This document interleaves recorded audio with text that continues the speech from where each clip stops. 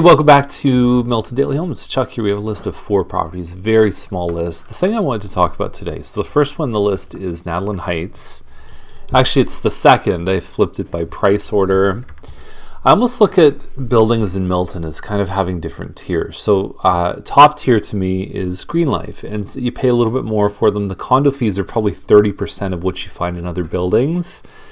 Got solar panels, which on some months return more than $100,000 back to the grid, plus powers the building and the common elements. Geothermal heat, ICF construction, really well-built buildings, in my opinion, the way that any building should be built. And that's why we invested as a team in the Green Life Business Center, because of those things, is that they took the same technology from condos and moved them over to a commercial building at 450 Bronte. Stop by anytime. And so then you've got the B list, which I would count like the ambassador buildings as being B list. They have 9-foot ceilings. I don't love a few of the layouts, but overall they're pretty good buildings. Not a lot of amenities. Builders are not building things in Milton like swimming pools. They're being much more bare bones in the way they build. You also see like some of the senior friendly buildings like Centennial Forest. We start seeing 100 Millside, even 81 Millside has made a lot of significant improvements. I would say those probably get like a B plus or whatever you want to call it. They're good, solid buildings, but they're not always appealing to the mass market because of the age category. Then we've got the B minus list, which is kind of like Natin Heights, Maple Crossing, Bristol on Main, the stuff around James Snow in Maine, the 4-story buildings. Wood construction, we're finding that in general, like the 8-foot ceilings, they're just built more utilitarian. And again, the construction quality is nowhere even in the same universe as something like Green Life. So they're perfectly acceptable to live in. If I had to choose, especially if price wasn't an issue, I would definitely be going for the A or the B list. I would kind of stay away from B minus. I try and sway people away from these, even though I've sold listings in these buildings, broken records in both buildings. I don't know. I don't love when you're walking down the hall and you feel the wood frame construction, that it echoes and it actually moves under your feet. I like to feel good, solid, concrete construction. And nice finishes in this unit. The layout's not bad, but for me, it's what's behind the walls that I think concerns me most with some of these buildings. Now, 1136 Field is a home that I sold years ago. So I was the listing agent when this particular couple or family bought this home.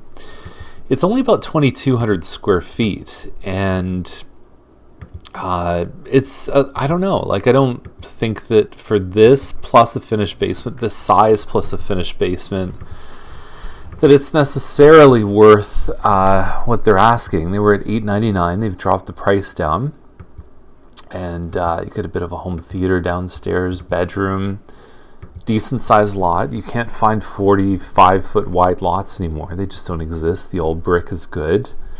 But I'd be surprised if they got something close to this price. And the interesting story about this one that I remember from years ago, the agent, back when you could actually do home inspections on homes when there were just one offer, he called me up and he said, "Hey Chuck, you're not going to believe this, but the home inspector went up in the attic and said there wasn't a speck of insulation. It was the builder just forgot to put it in."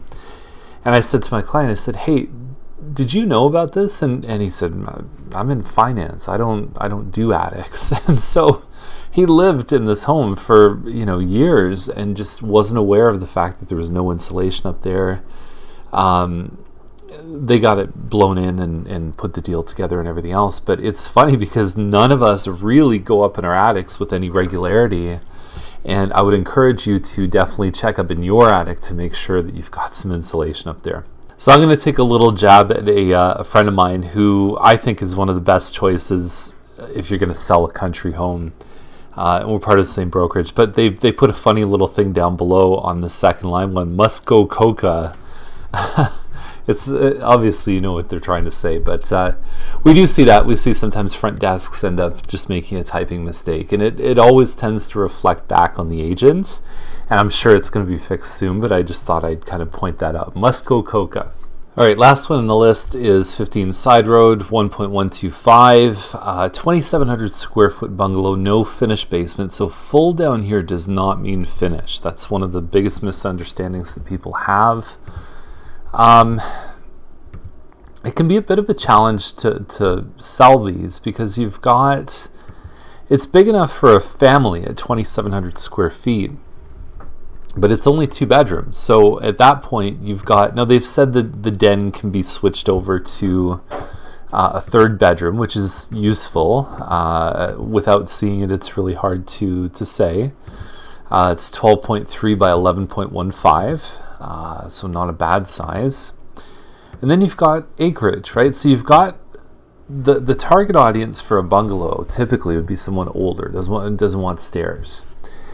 And the problem with that is that now you've got a big property to maintain, and so you kind of lose that like 60, 65 plus crowd, and you start getting into, like, I think a smaller family is probably the target audience for that. And then this one now gets lumped into the list of some of the 2 stories that even have 3, 4, 5 bedrooms. 5 bedrooms probably cost you more than 1.1. But anyway, yeah, the one thing I'm looking at here too is that you've got this kind of stone retaining wall. And I think what they tried to do is they tried to flatten the land close to the house. But it's really hard to say just from looking at pictures. I think it definitely looks like a nice tranquil spot. And the Brookville School District is really second to none. It's a well regarded for many people as being one of the best school districts in all of Halton region, including those really good schools in Oakville. So there's the list. If you have any questions, reach out to us, and we're here to help. Have a great day. We'll see you tomorrow.